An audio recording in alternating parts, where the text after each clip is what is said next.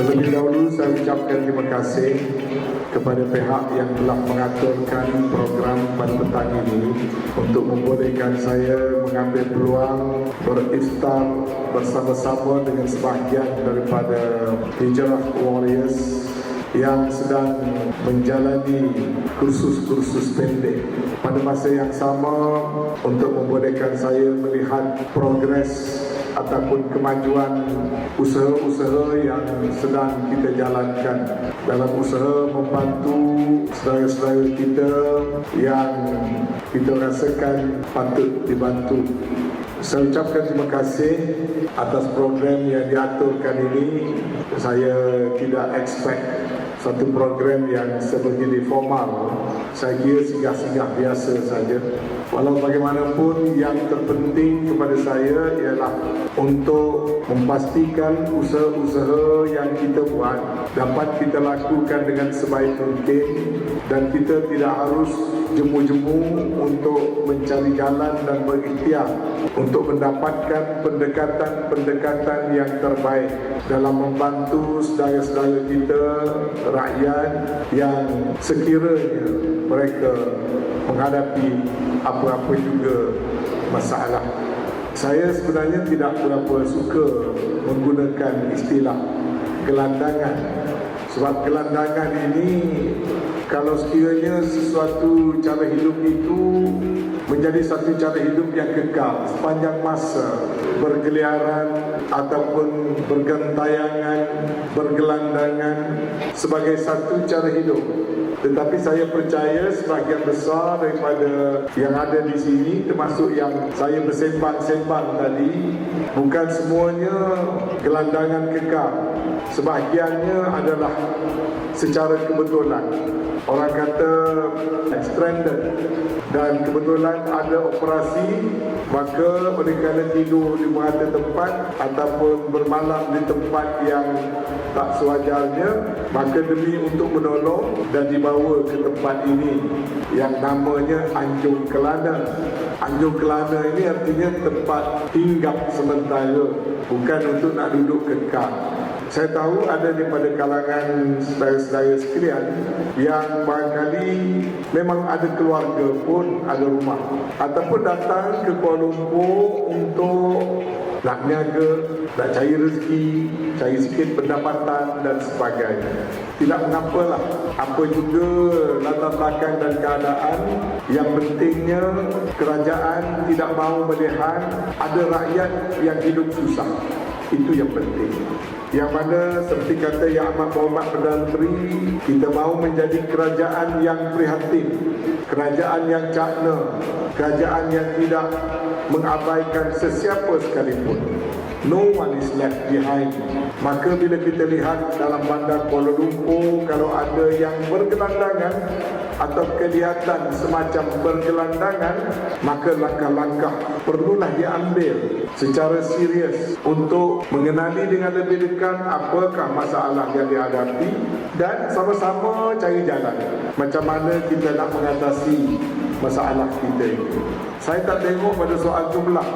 Bagi saya, walaupun satu orang sahaja yang ada susah di Kuala Lumpur ini, satu orang itu wajib diketahui apa masalah dan mesti dicari jalan untuk membantunya. Apa lagi kalau ramai. Banyak juga yang datang ke Kuala Lumpur untuk cuba-cuba nak mencari rezeki. Kemudian bila sampai, orang kata kehidupan dalam bandar Kuala Lumpur ini agak zalim sikit. Ada peraturan, ada undang-undang, tak boleh berkeliaran, tak boleh buat perkara tanpa kebenaran, tanpa lesen, tak boleh tidur menata tempat, tak boleh nak kencing, buang air kecil sesuka hati, tak boleh nak buang sampah, mengotorkan keadaan dan sebagainya. Bandaraya kita perlu diuruskan dengan baik. Jadi apabila saudara-saudara semua berada di Kuala Lumpur dalam keadaan tak seberapa sempurna begitu, maka pihak kementerian, pihak saya bukan untuk nak menyusahkan, tetapi menjemput saudara-saudara sekalian supaya dapat duduk, dapat borak-borak dengan pegawai kita, dengan kaunselor kita, dengan volunteers daripada NGO, kalau ada masalah kita kongsi-kongsikan, kalau ada susah beritahu, dan sementara itu kita wujudkanlah beberapa aktiviti untuk mengisi masa depan, mungkin juga menambah kemahiran. Tetapi bagi saya kata tadi, yang penting kena menjana pendapatan. Kalau duduk di sini macam jadi buruh paksa, kena kerja saja, tak dapat hasil, masing-masing ada keluarga, maka pada saya belum capai matlamat saya. Matlamat saya, semua orang mesti boleh menjana pendapatan, cuma kaedah dan cara. Urban farming itu satu daripadanya. Tapi kita kena ingat, petani bukan benda mudah. Bukan benda mudah, malah tersangat payah. Tersangat payah. Kita tengok di sini, kita rasa mudah.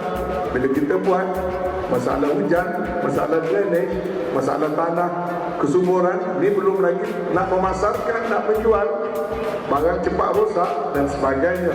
Jadi saya tengok model untuk training lain.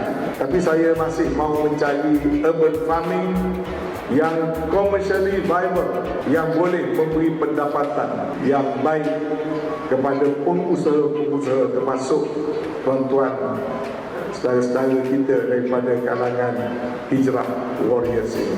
Saya ada lagi beberapa model yang saya akan cuba memberanikan diri. Yang ini pun memang was-was. Sebab tu saya keluar duit sendiri.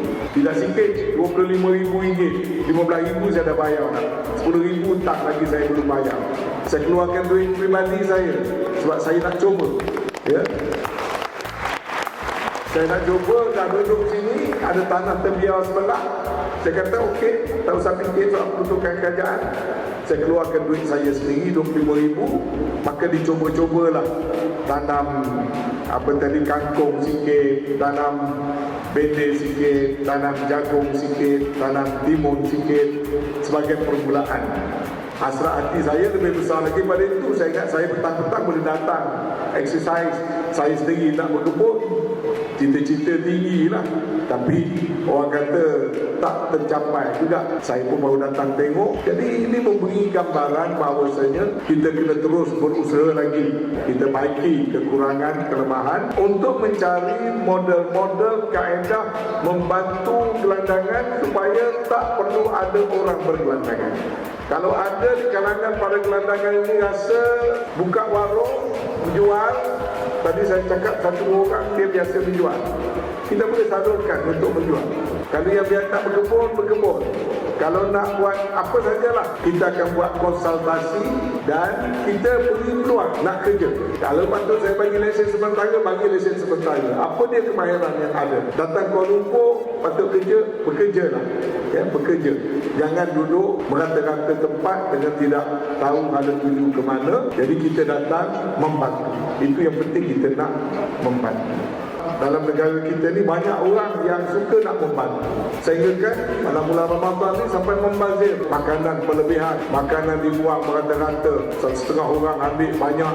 Jadi kita nak selaraskan, ada tempat-tempat tertentu cara berjadual supaya badan-badan NGO kita dapat kita selaraskan dengan baik, supaya tidak membazir, barang itu dapat kita agihkan dan bagai-bagai lagi. Jadi ini Anjung Kelana tambahan kepada Anjung Singgah.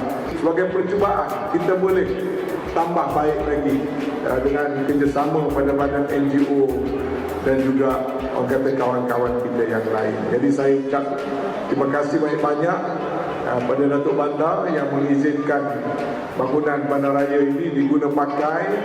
Yang hari itu bandaraya dah bersiap nak guna untuk benda lain. Saya minta ini digunakan sebagai Anjung Kelana. Kemudian telah dilengkapkan dengan bilik-bilik suite yang agak besar juga, luas. Jaga tempat ini buat macam rumah sendiri lah. Walaupun Anjung Kelana ni pun nama pun Kelana. Kelana ni artinya sementara kita mengembara, bukan tempat ni nak duduk kekal. Sementara kita nak mencari ikhtiar, mencari jalan, bagaimanakah setiap orang itu dapat dibantu dengan cara yang sesuai. Ada yang IC tak diperbaharui, ada yang tak berdaftar, ada my card yang tidak di-renew, ada tak daftar pun untuk dapat bantuan BSH, macam-macam.